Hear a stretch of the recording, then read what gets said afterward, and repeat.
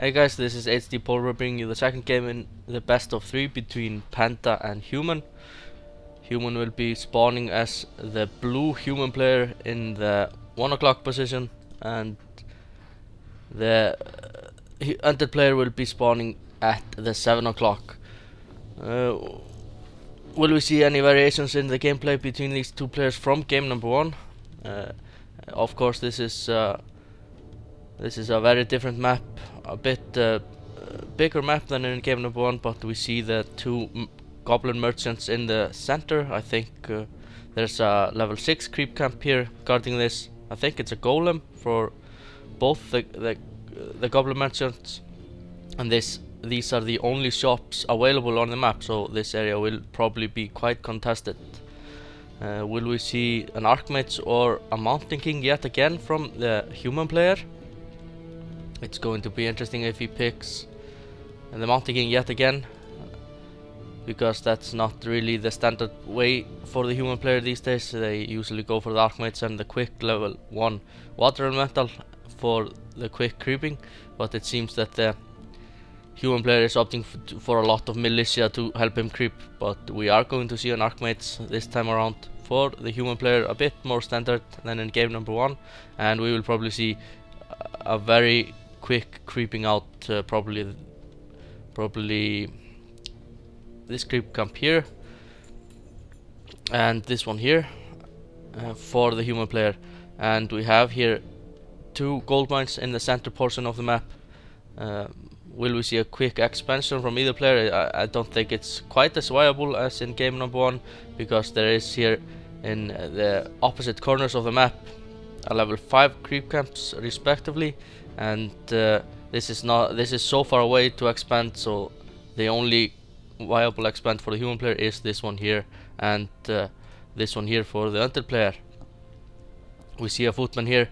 This is looking quite similar, and we are seeing a death knight for the Undead player, and the first engagement here is from the human player and creeping out this level 5 creep camp.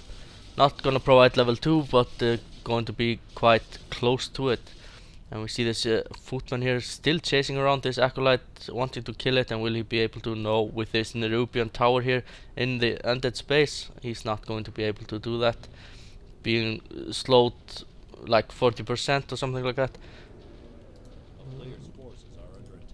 And the Undead player just opting to trying to stall as much as he can the creep camps from the human player, because it seems to me that he is going for crypt fiends yet again and the fast attack, so it's all looking in the same direction as in game number 1, it seems. The footman here trying to run away back home came across some creep camp, it seems, that did damage him quite a bit, but the Undead player still just running around, probably happy that the human player is chasing him, because he wants obviously to stall any creeping. So we see here a lot of militia. There's 6 militia from the human player is going to go for this ogre magi camp here, providing a nice boost in experience and providing level 2, of course. But will the Undead player steal this ogre magi? The human player did stop to damage and shoo away the Undead player, but what's going to happen? A nice death call here, stealing the experience of the ogre magi, but the human player did pick up a nice item, claws of attack +6, and he has previously gotten claws of attack +6 as well from the level 5 creep camp earlier. So he has +12 damage. That's quite a lot. Effectively +50% damage to his output, to his damage output. The Undead player here is quite damaged and probably wants to get back to back home on the blight. That will regenerate his life quite quickly.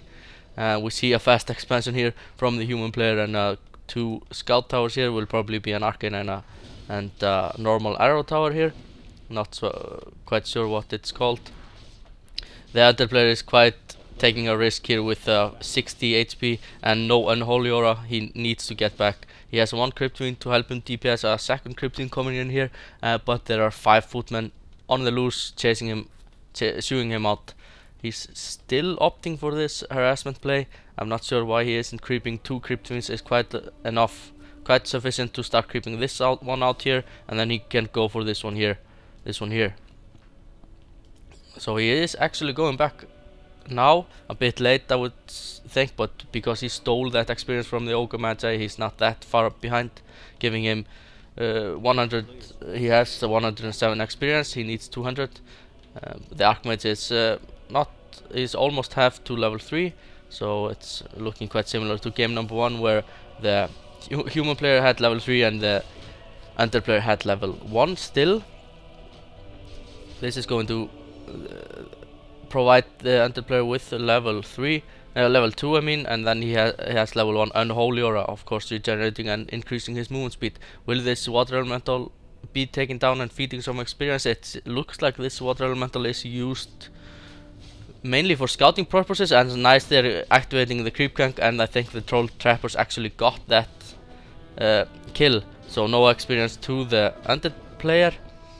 What item did he got? A ring of protection there from the Ogre Magi, not so good, because some engagement here. Yeah, the ring of protection will probably be sold, and will this Krypton be taken down? Yeah, it is going to be taken down, but not by the human player. It's going to be taken down by the troll trappers. And what about this Krypton? A nice death coil there, keeping it alive. The troll trapper just working against the Undead player, it seems.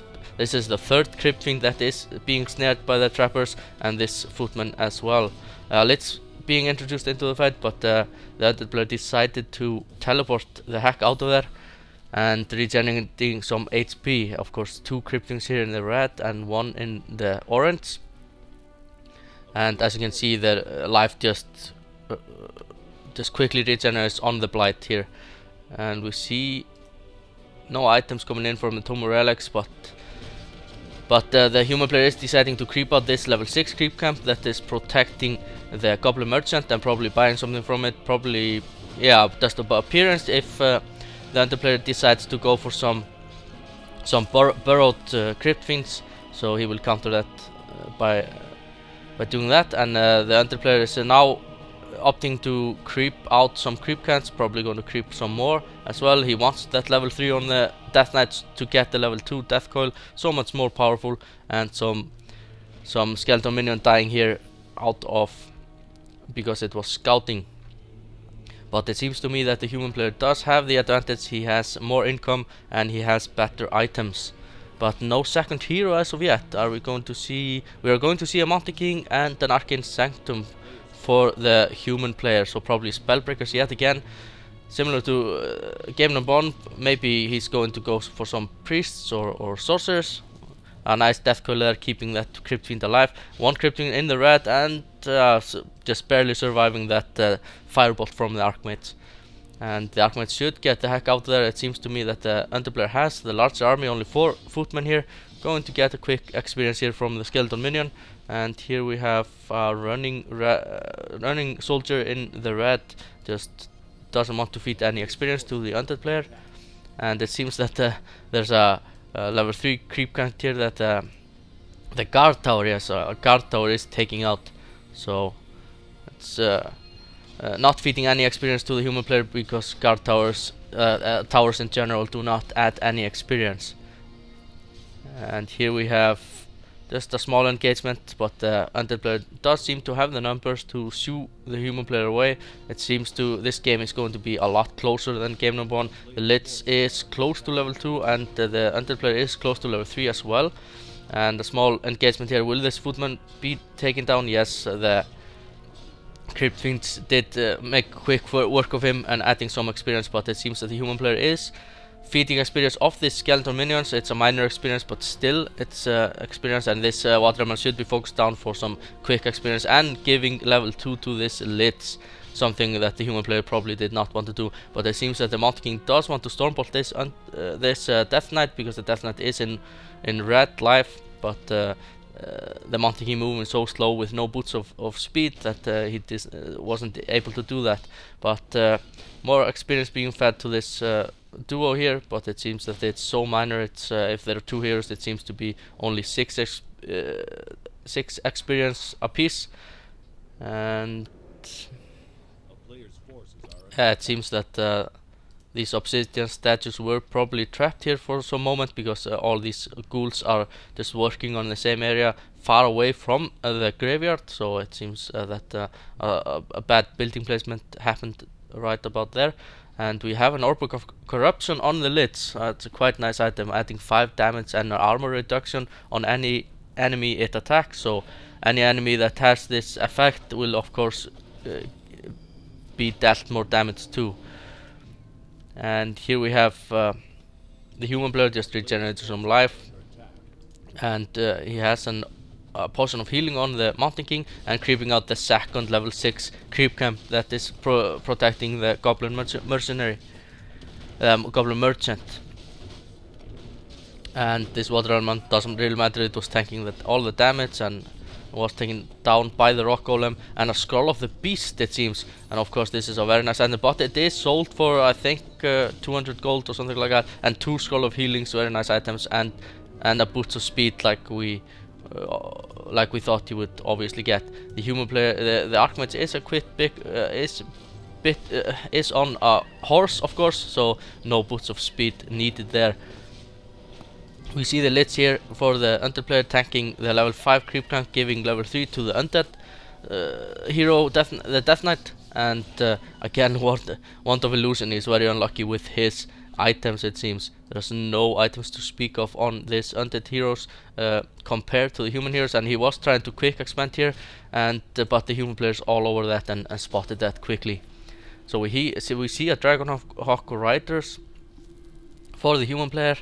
That's of course the anti-air unit to go for, and then I'm suspecting that a Boneyard, that's for the Frostworms, the best air unit that the Undead player has available. But yeah, we have the Destroyers. I didn't spot the Destroyer form being researched, but this time around there are Destroyers in the game, and that's probably the reason the human player went and made some Dragon of Riders instead of Griffons. And they are quite good against air units. And here we see the Undead player is trying to creep out this level 6 creep camp, the large dragon here, hoping for a decent item this time around. Scroll of Intelligence, it seems, being picked up by the Death Knight, adding some mana to his mana pool so he can death call a bit more. But it doesn't seem that the Crypt Wings have researched the snaring yet, so it's something he should consider.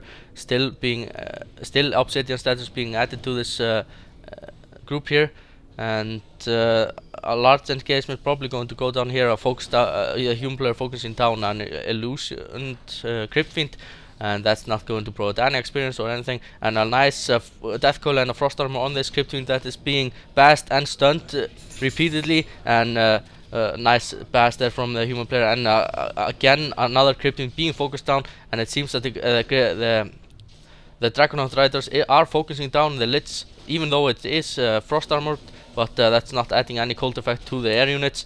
So yeah, here we see the GG after the lids got slaughtered in that fight, and the Undead player did decide to GG. So there will be no game number 3 in this best of 3, because human or Ice M did just, yeah, probably just owned Panda. So see you next time.